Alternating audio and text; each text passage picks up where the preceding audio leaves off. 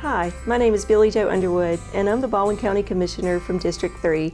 I'm here today with Sheriff Hoss Mack for him to share some of the history of his family and Baldwin County, especially in the central Baldwin area. Hi, Sheriff. How are you doing? I'm doing great. Good to be with you today. Good Thank to see you for having me. Absolutely. As we know, your hometown of Robertsdale is celebrating their 100-year centennial. Yes. And we are doing some history videos of some of the families who've been in the area. So tell me about when your family came to the central Baldwin Robertsdale area. Absolutely. We moved to Baldwin County from Atmore, Alabama in August of 1965. Just prior to that, my father and mother had purchased a home in Robertsdale. It was that time it was referred to as the Old Baldwin Home. It was built by the Baldwin family, and it was vacant at the time. And my dad was basically recruited by 3 businessmen in Robertsdale to build a funeral home in Robertsdale. So he started renovations in April of 1965. We moved in August of 65 and opened the business in October, and it's been in business ever since. So the Old Baldwin home is in the current where the funeral home is on Highway 59, right in the middle of town? That is correct. In fact, if you look at the home itself, the 2-story portion was the original home. That was a Sears and Roebuck home that they actually ordered from Sears and Roebuck in Chicago. It was a prefab home. It was brought by rail to Robertsdale in 1910, and it took a year to build that home. So the home was actually finished in 1911. That is really amazing. I have heard of these Sears and Roebuck homes. I think there's a few located in other parts of the county, and to know that, I believe the L&N Railroad was just not far to the east behind where the funeral home sits today. Is that right? That's correct. It's about 300 yards behind the funeral home was the rail bed, and they actually put the walls on logs and pulled it by horse over to the location before they erected it. And have you guys been able to preserve some of those unique characteristics of the old Sears and Roebuck area? I know we only get to see when you walk in the very front. Sure. But does some of the back of it still have all of the uniqueness that those old homes had? I know they had a lot of unique wood and things like that. So the fireplaces are all original. Okay. Those were the original fireplaces. And then upstairs is the beaded ceiling. All the beaded ceilings are still original up there, but probably one of the things that stands out most is the staircase. The staircase that's in the center of the funeral home that goes upstairs is all mahogany. Even the painted wood was mahogany. And that's all the original staircase. And then there was we always called it the secret room, if you will. But there was a room underneath that staircase, and that is still all of the original wood. It's never even been painted or touched since it was built in 1911. So tell me how your dad liked being in Robertsdale when he first came there. He loved it. Mom and Dad fell in love with the community immediately. There was 3 businessmen, Percy Pearson, Raymond Fell, and Jimmy Gilbert. And they were 3 people in Robertsdale that reached out to my dad, and then a 4th person became involved, who was actually the owner of the home, Michael Baldwin. And so those 4 guys really mentored my dad into the business. They embraced us, and I can remember, we had bridge clubs that met at the house with my mother and all the type of community events that we were involved in. And so being close to the school, being close to Hammond Supermarket, we were really right in the middle of town, if you will. Yes. And it was a very exciting time as Robertsdale was growing. Well, they always say that's one of the professions that you're going to always have a need for. That's correct. And so we are thankful that you have been able to serve the community. I know my family and many of the people from the area have been grateful for the service that has been provided there. So tell me about growing up and how it was like growing up in a funeral home. Well, it was actually, a lot of people, you can imagine it was very unique. We lived upstairs. So in the original configuration of the house, all of the kitchen and the original living quarters were all downstairs, and you had just the bedrooms were upstairs. So it had to be remodeled because the bottom floor became the business and the top floor. So we lived in a 2-bedroom, 1-bath is what we had upstairs. And at night, when we would have wakes and things of that nature in the funeral home, me and my sister both, we had to be very quiet upstairs because they could hear us moving around upstairs, and we didn't want to make them think that it was something else moving around up there than what it actually was. And so we all worked in the business. I went to work in the business when I was probably about 11 years old. Started working there. My sister worked in it for a short period before she went off to college. And so it was a different growing up, but I wouldn't have changed it for the world.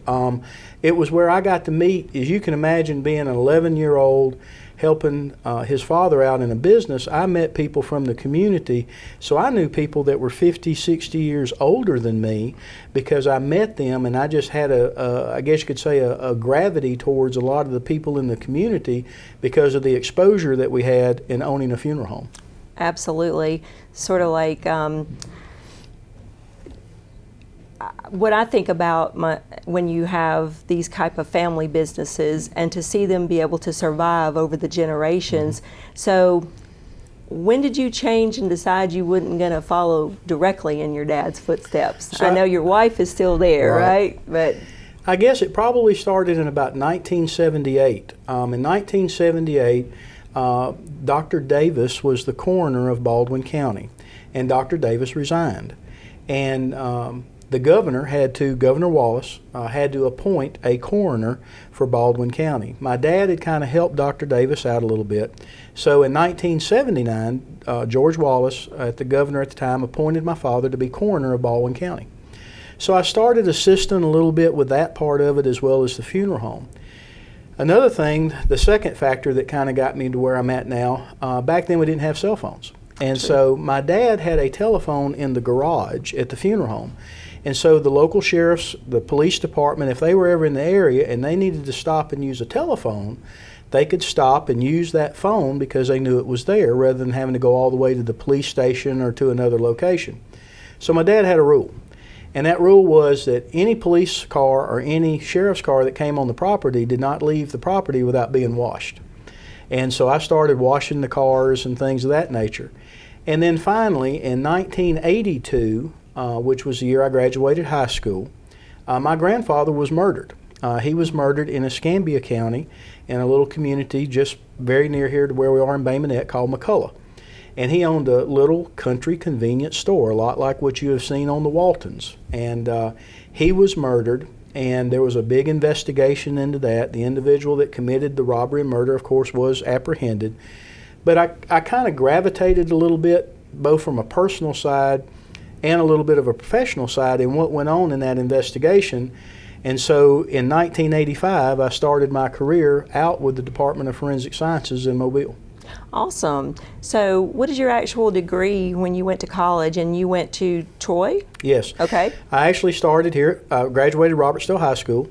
I came at that time, Faulkner State. Okay. And I came to Faulkner State. 2 years I had my degree in criminal justice. Mm-hmm. I then went to Troy, and I actually triple majored. At the time, I guess you could say I was conflicted about what I was going to do. So I was majoring in counseling, I was majoring in criminal justice, and then something that you certainly know a lot more than me about, but I majored in financial accounting. Awesome. And so I got my degree from Troy, and then 10 years later, while working, I ended up going back to Troy and getting my master's in management. Well, that's impressive to know that you have, it's important, I'm going to be an advocate for business degrees because no matter what profession you're in, counting is the language of business. Right. And so that, I'm sure that has really helped you in your career of the little bit that you probably learned in college and been able to enhance that. So tell me about the early days of coroner in Baldwin County and kind of compare it to where we've come today. Sure.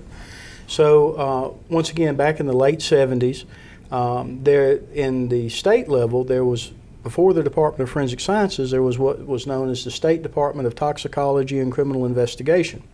And so all the physical examinations of the bodies, those were the victims of homicide, suicide, accident, they did not have a laboratory anywhere in South Alabama. So what they did is they utilized the funeral homes in the area to do those examinations. So that's how I was getting that exposure, because they were doing it. Our funeral home was the funeral home in Baldwin County that was designated to those examinations. In 1979, they changed to the Alabama Department of Forensic Sciences. The first medical examiner that was hired for the state of Alabama was hired for the Mobile office. His name was Dr. Leroy Riddick. And Dr. Riddick had previously been a medical examiner in New York City and in Washington, D.C.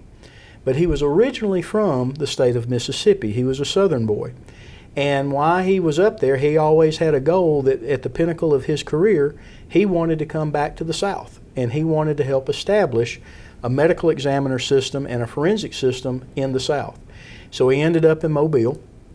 And Dr. Riddick was the one that hired me to go to work for the Department of Forensic Sciences, and I worked there for 5 years before I came with the Sheriff's Office. So in 1980, 1985, the coroner's office was probably averaging 30, 40 cases a year, most of which were accidents, motor vehicle accidents, farming accidents, because we had a lot of agriculture back then. And then all the way up to now, if you look at it in 2021, where they're now averaging somewhere of 500 cases a year. And that's just how much, once again, the coroner's office has had to grow to keep up with the pace of the number of people we have living here in our county. Well, if you do the comparison, our population has tripled since the 1980s, but the number of coroner cases has about multiplied many, many more times than that. That's correct. So having that experience really helps you with what you do now, and with your family being a victim of violent crime, with your grandfather being murdered, I know that that is really probably given you more of a passion to help others. And I know that we have a lot of people in Baldwin County still consider this to be a very safe place to live. Right. I consider it a very safe place to live, and that's one of the things that we hope to continue, and we appreciate all that you're doing to help with that. Tell me something about, since this is for history purposes, tell me something about the Central Baldwin area that really stands out to you besides the funeral home portion that you were dealing with, that you really love about your hometown of Robertsdale. I think, one of the things I always go back to, Hammond's Supermarket, Hammond's Store. At that time, Hammond's it was a new location on Highway 59. It had actually originated up on Chicago Street, close to where Campbell Hardware is now. And so Pop Hammond had built Hammond's Store. And in Hammond's Store, you had one of his daughter-in-law actually had a little cafe. It was called Lois's Cafe. Grady Hill had a little barber shop inside Hammond's Supermarket. And then there was, of course, the full supermarket. They cut their own meat and everything. And so Pop, as everybody called him, Pop Hammond, he would gather the local kids. And when I say kids, we're talking 10 to 12 years old. And he would let us come in and bag groceries for tips. And so we would come over there and we would bag groceries for the ladies and everything, take the groceries to the car and unload them in the car. And, little did we know, and who would have thought about it, but if you think about it, Hammond's Store was really kind of a precursor to what you see in a Walmart now. Yes. Walmarts have Subways, they have optical shops and things of that nature.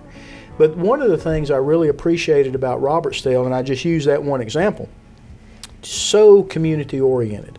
I mean, you shopped with these people, you went to church with these people, you went to school with these people. Everything was about the community. And it was so community involved. And I think Robertsdale has still withheld a lot of that, but it was so richer back then with everything that we had. And that's always been one of the things I love to talk about, because, and everybody had, if it was summertime, you worked on the potato shed. If it was wintertime, you bagged groceries at Pop Hammond's. After school, you would walk over to the library and you would do the things there. So it really was a great experience growing up in Robertsdale. It's truly one of the small town USA type that you would see on the Andy Griffith Show. Yes, or something like that. So tell me about some of the other extracurricular activities that you loved about Robertsdale. Did you, I know there's a lot of rodeo going on there, and that's really the only portion of Baldwin County that really shines in that arena. Would you think so? I mean, no pun intended. Well, and of course, where it really started, once again, the Coliseum in Robertsdale and the Baldwin County Fair. So the Baldwin County Fair, when it was originally over on Palmer Street, where the softball parks are now, the Baldwin County Fair was huge. That was a big deal. The fair would last 7 to 10 days. And in the fair, and you only see a portion of it now, but you had all the baked goods, ladies, they're crocheting, they're knitting, they would quilt. all these things were entered into competitions. You literally had hundreds of people participating in all these little individual competitions. Plus you had the fairway, the fair, of course, all the food and the vendors and things that would come. Well, as the fair began to grow, they started looking for different ways to kind of attract more people in. So the rodeo, as we know it now, which is actually going to be held in just a couple weeks in Robertsdale, was started by the Robertsdale Rotary Club. And so they partnered with Sonny Hankins and George Campbell at the Coliseum to bring the rodeo to Robertsdale. And so the first rodeo that we had, and I believe this will be Robertsdale Rotary's 22nd year. Okay.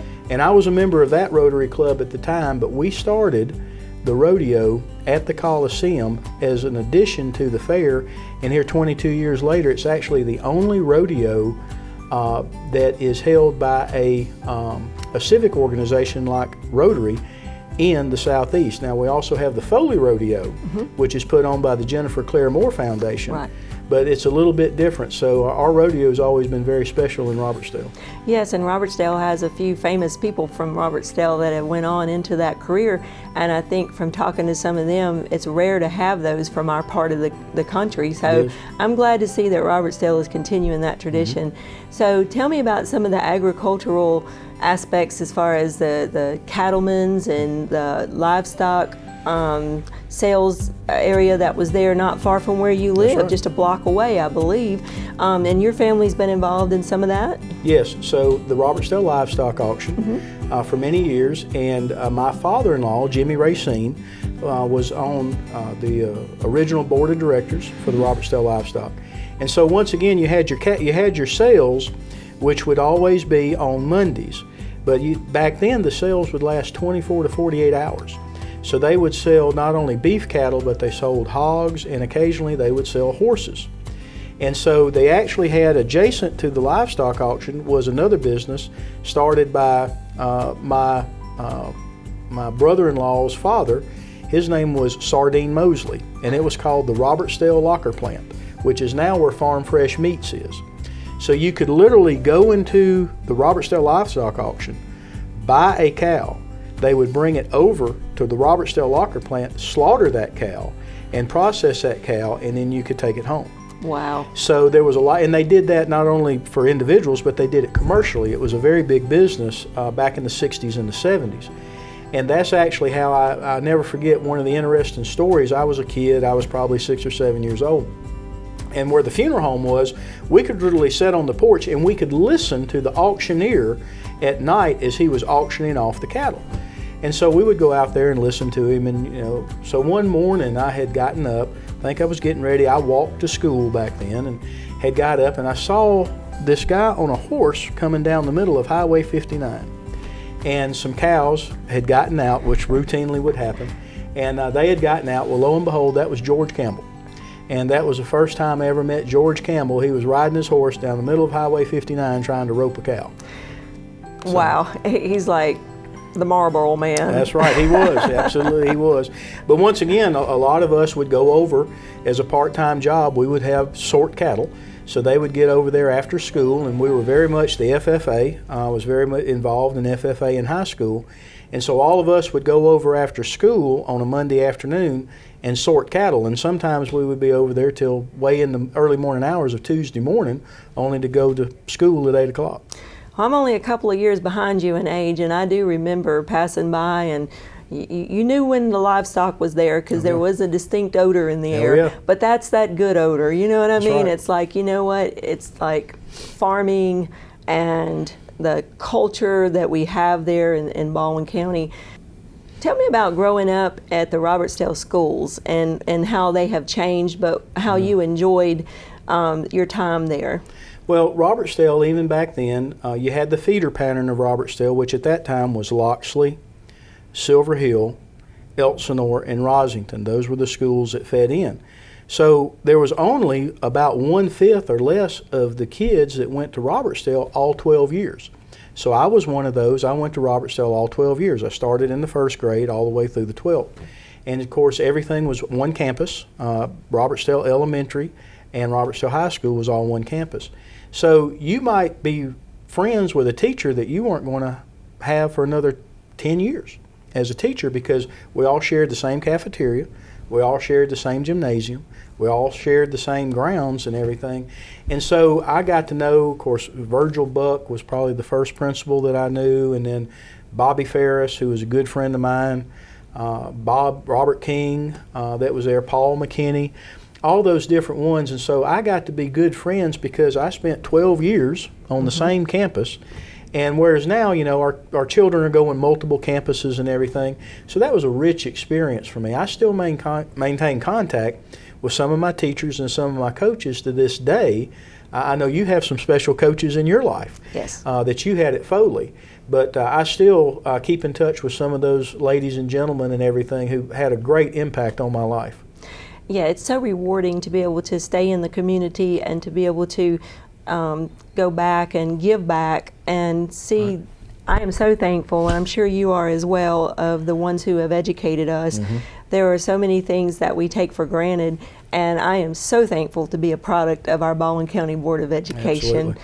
So what kind of activities did you participate in school that? So I played football. I played football and basketball. I played basketball until the sport outgrew me. Everybody got taller than me. So I learned to get out of basketball. I never really was a baseball player, but I did play football from a very young age all the way through high school. I was very involved in it. I was a member of Youth for Christ, YFC, that we had. I was able to help start the first Interact Club, which is a division of Rotary at Robertsdale. I was president of the Future Farmers of America for a couple years. I was on the livestock judging team, very proud of that. We made it all the way to the finals at the state level, and we got beat by a 4-girl team from Auburn High School, and we were crushed. Our egos were diminished forever because we thought that we had that, but it was a very good experience. Eddie Creamer was our ag teacher and just probably added so much to so many lives that was there. And then served on the yearbook staff, wrote articles for the yearbook, and I just really loved being at school. I told my children when they were growing up, and I was very proud, both of our sons attended Robertsdale High School. And, you know, all kids go through that portion of school where I hate school and everything. I told them, I said, I'd go back in a minute. I said, I'd love to go back and spend a few weeks back at high school, the high school that we were in. So those were some of the activities that I was involved in. I recently had the honor of judging the Robertsdale Sweetheart Pageant, mm-hmm. and got to meet some of the young girls that are there today, and I was so impressed with that generation. Mm-hmm. You know, sometimes we get, I guess, people try to change our image of what's out there with our youth, and there's some great people in Robertsdale. And the reason I'm bringing this up was in the interview process, there was a young lady who said she had come from another school, and she'd been at Robertsdale for 2 or 3 years, and she said, I have never been to a community that was so kind and nice and open. Mm-hmm. And I was so happy to hear that with all that's going on in the world. So you were very blessed to have been able to be a part of that Absolutely. School, and I know that with your children there, and I'm sure your future generations all be a part of it. So tell me, what do you see as some of the challenges that your community has faced and how they've overcome them with the growth that you've had in the Robertsdale and the Central Baldwin community? I think particularly in Central Baldwin County, of course, everything in Baldwin County is affected by growth, and it has been, I want to say, really, I think Hurricane Frederick was probably one of the first initiators of growth, and I remember that in the late 1970s when Frederick came through, because Frederick just changed the landscape so much, not only of Gulf Shores and Orange Beach, but also of a lot of the agricultural areas and stuff in the county. So since that time, I think with the growth, the transition from being agricultural to residential, I can remember just hundreds, if not thousands of acres being farmed and grazed. I can remember cattle drives in Rosington. I can remember, picking corn. I can remember working on the potato shed. And unfortunately, you don't see those things anymore because we have a lot less agriculture. And with the change in that industry, it really kind of transformed where people weren't working on the farms anymore. They weren't working locally. They were working further away. They were going to Pensacola. They were going to Mobile. And now we've kind of seen the reverse, because now just about any job you want to pursue, you can pursue in Baldwin County. We have so many opportunities here, both in tech and industry and service. And so it's kind of like you see this, it comes around and it keeps coming back. But I think one of the things in Central Baldwin, as well as some other communities in our county, they still hang on and maintain that community spirit. And that's what's important. So we have grown, we have changed a lot, but I still think we maintain a lot of that community spirit. That's great. And we have a lot of great churches in Robertsdale. And I know recently the church you attend and that you're a member of celebrated their 100-year anniversary, which kind of coincides with the city's. Yes. It's just a coincidence. Yep. Tell me about your church in Robertsdale, the United Methodist Church. So when we moved from Atmore, it was kind of a unique thing. My father grew up Primitive Baptist, and my mother grew up Presbyterian. And my mother was actually from upstate New York, and her and Dad had met in Florida. So your mom's a Yankee. She was a Yankee. She came from a little community called Gloversville, New York, which is north of Albany. And she ended up in Florida, where she met my dad, who was working at a funeral home down there. She was a laboratory technician. And they got married, anyway, ended up back in Atmore and then eventually to Robertsdale. And so they were looking for a church, and it just so happened, of course, the Methodist church is literally 100 yards from the funeral home. Almost in your parking lot. That's right. And my parents had a rule. There were two rules that involved church. One, whenever the church was open, you were there. Yep. And two, you dressed up for church. And so I can remember probably the first time I walked into a church and all the men didn't have ties on. I was kind of held back. But so we joined, when we moved to Robertsdale in 1965, my parents joined the Methodist Church. And then in 1974, I joined the church, and I'd been a member at Robertsdale United Methodist ever since. Wow, that's amazing. There's not many people that can say they've been a member of a congregation for that long. How did your dad get involved in the funeral home business? Was that something that he went into, or was that something your family had been involved in? My dad went to, back then McCullough had a high school. They no longer have a high school, and then so they were based on credit hours. So my dad actually had enough credit hours to graduate high school as a junior. So he finished high school, and his intent was to go to the University of Alabama, go to school at the University of Alabama, and become a doctor. He was going to go to medical school. And in fact, recently we've had kind of another legend that has passed here in Baldwin County, that being of Red Wilkins. Well, Red Wilkins and my dad were actually roommates for a very short period of time when my dad went to the university. And the reason I say a short period of time, my dad got to the university, went up there. He was there for one semester, kind of got acclimated to the whole college life and everything. Of course, this is in the early 1950s. And he was going through that, and he went to register for his second semester, got his classes, and I think he met with a school counselor, and they were kind of talking about, what are you going to do? What are you going to major in? What's your field? And when my dad found out it was going to take so long to become a doctor, he said my dad did not have the patience for that. So he decided that he knew the funeral director in Atmore. Mm-hmm. He came back and got a part-time job working at the funeral home and decided that that's what he wanted to do. So there was no school for mortuary science in the Southeast at that time. So he ended up going to Dallas, Texas. He graduated a program out there from the Gupton Jones Institute for Funeral Service, and they hired him as an anatomy instructor. And so he worked as an anatomy instructor for a couple years, and he met a guy that was coming through the school that knew of a job opening in Florida, in Winter Haven, Florida. So he went back with him, went to Winter Haven, Florida, went to work for a funeral home there. Back then, all the funeral homes, as a sideline, ran ambulance services. So most of the ambulance services were run also by funeral homes. And so he was working ambulance, and he went to the hospital in Winter Haven, and he met this laboratory technician that was working at the hospital, who was my mother. And so that's where they met, and they got married. And then when he had the opportunity to come back home to Atmore, that's how we ended up coming back up here.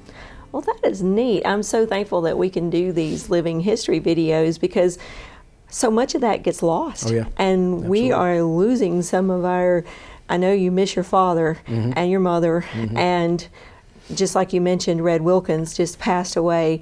These iconic legends of people who stood tall in Baldwin County. Right. Literally, Red stood tall. Once we lose that, we don't know that. I think that is so fascinating about your dad. Tell me anything you would like to tell me about the time when you were working for the sheriff's department and how all that has evolved and changed to the point to time where you're now been the sheriff in the county. And tell me what you think has been some of the most memorable things that have stood out to you about those things. So in 1989, literally we were working a officer-involved shooting that had occurred in Mobile, and I was working for the state at the time, and I had come over. They had ended up, they being the sheriff's office and a couple other agencies, had shot and killed the suspect in the Bell Forest community off County Road 54. And Sheriff Jimmy Johnson was the sheriff at the time, and I had known Jimmy my entire life, literally. And so I had come over and I was working the crime scene and everything, and they actually had to fly me in by helicopter to where this had taken place because it was a very deep wooded area.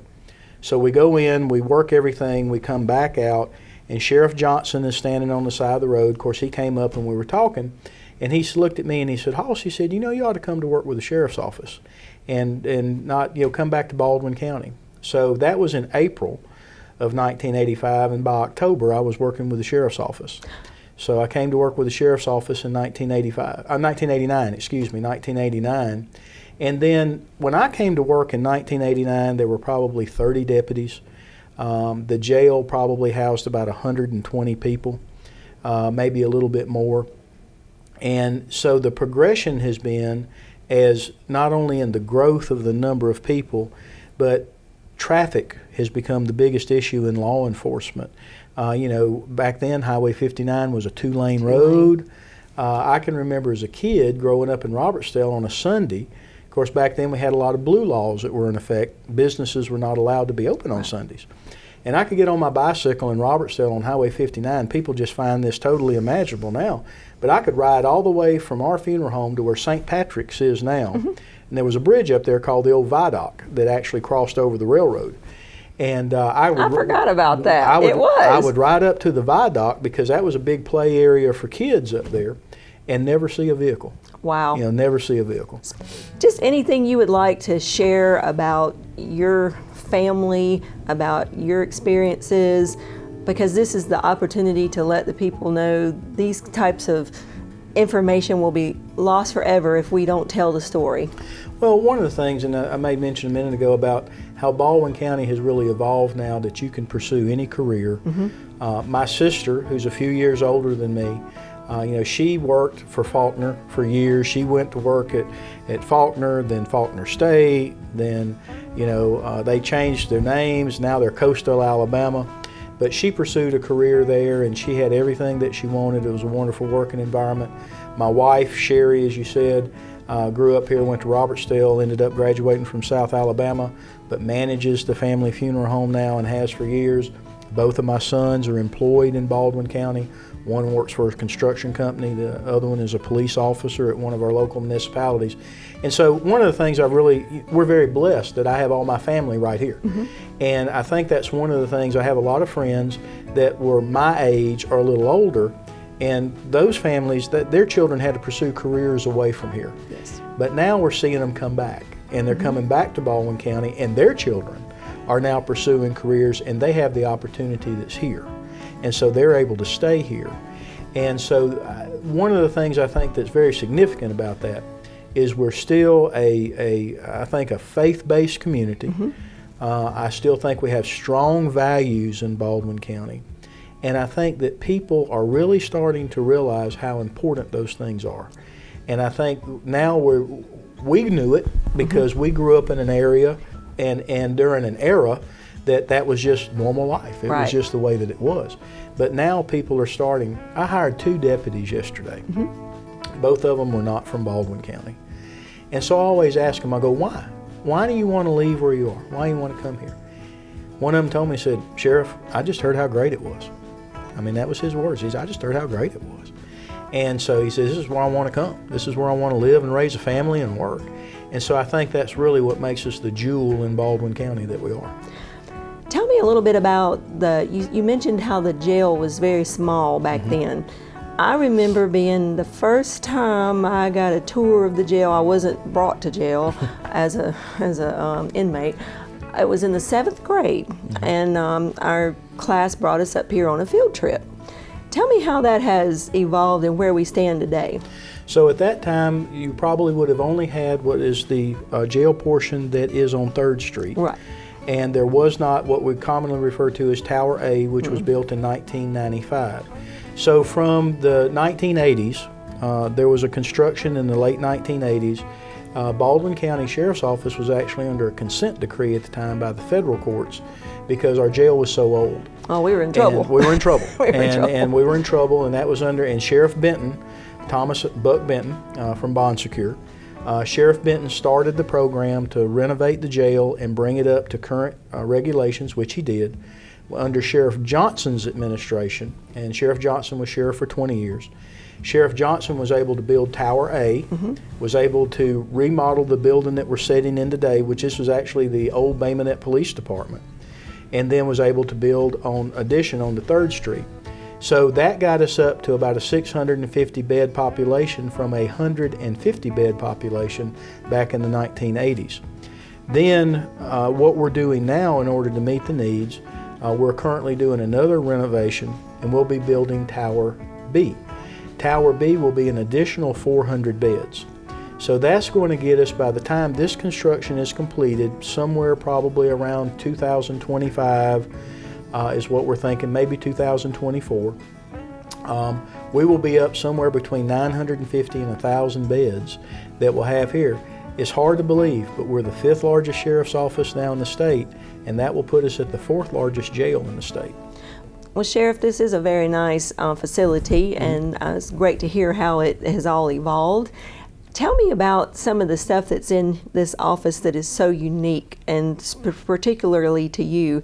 I look behind me and I see a really nice case full of challenge coins, and okay, naive me, my first one that I received was only about 4 years ago when somebody shook my hand and put one in my hand, and I'm like, what's that?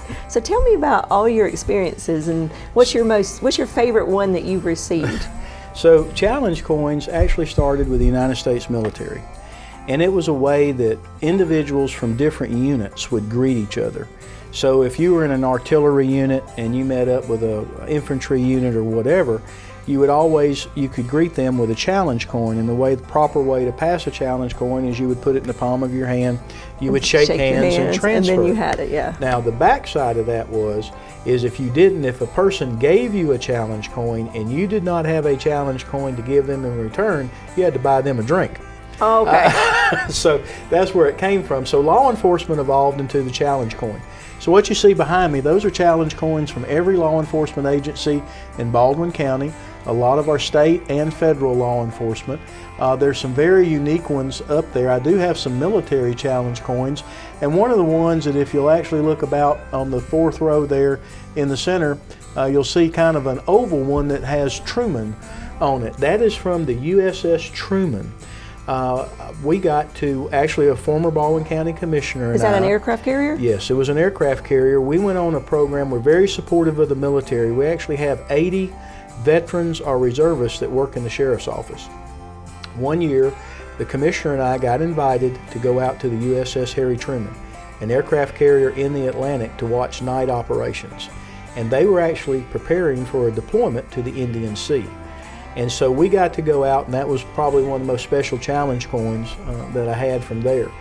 Then just some other memorabilia, just law enforcement. I did have the opportunity to serve as past president of the Alabama Sheriff's Association in 2014. That's recognition there.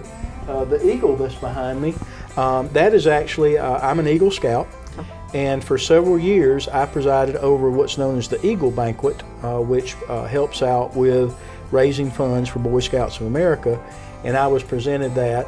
And then the other item over there, you'll see a flag. Very interesting story behind that. When Sherry and I first got married, we lived in Daphne, and we lived in a little community still there called Plantation Hills. And there was a young man that grew up across the street from us, and he was a kid.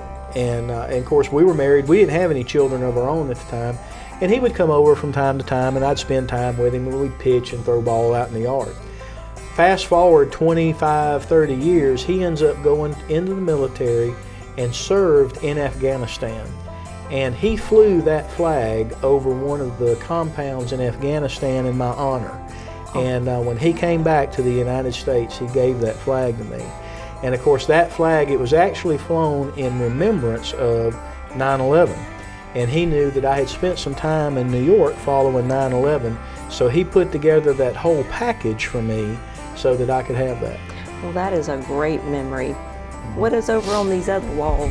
Let's see. So just some other things that we've kind of collected through the years. I'm a big history buff, and so probably one of the most unique things you're going to see over there is a sword. And that sword is a traditional Scottish sword from the time of the 1300s. And of course, most people will remember that as being the time of the movie Braveheart, yes, which depicted the life of William Wallace. My heritage is Scottish.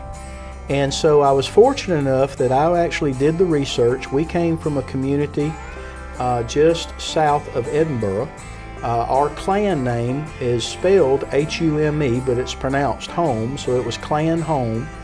And my ancestors left Scotland following the wars of the 13 and 1400s, ended up migrating to Ireland, left Ireland after a period of time and ended up in Connecticut, came down through the eastern United States over a period of years, and I had an ancestor that fought with Andrew Jackson at the Battle of New Orleans. Following the Battle of New Orleans, all the soldiers received land grants that they could have land. So he went back to South Carolina and was going to go with his family, his brothers, to move to Louisiana. They got into north of Escambia County and in Conecuh County on the trip to Louisiana, and my great-great-great-grandfather said, "I'm done, I'm not going anymore." So he settled there. The other side of the family did go on to Louisiana, and they settled in the Denham Springs area in Louisiana. Then my great-great-grandfather ended up fighting in the Civil War, and he was an enlisted. He ended up being killed at the Battle of Stones River, also referred to as the Battle of Murfreesboro in Tennessee. And so he was killed at that battle. So, but back to the sword, that's our family tartan. A tartan is a piece of quilt material that has the different colors, and that is the official tartan of the Mack family under Clan Home. Well, that is really interesting. Not everyone knows all those things about that. We're very blessed to have you here as our sheriff with all this knowledge and all these things. I think that people will be excited to hear these interesting things. I know it's interesting to me. Mm-hmm. I know I'm a bit of a nerd, so I don't know if everything interests me, it interests other people, but I think it's good to have this information available. Well, thank you, Sheriff. This has been a pleasure of mine. My pleasure. I have learned so much about you and your family and your history, and I am proud to have you here as a citizen of Baldwin County and serving the people. Thank you so much. It's a privilege. Thank you.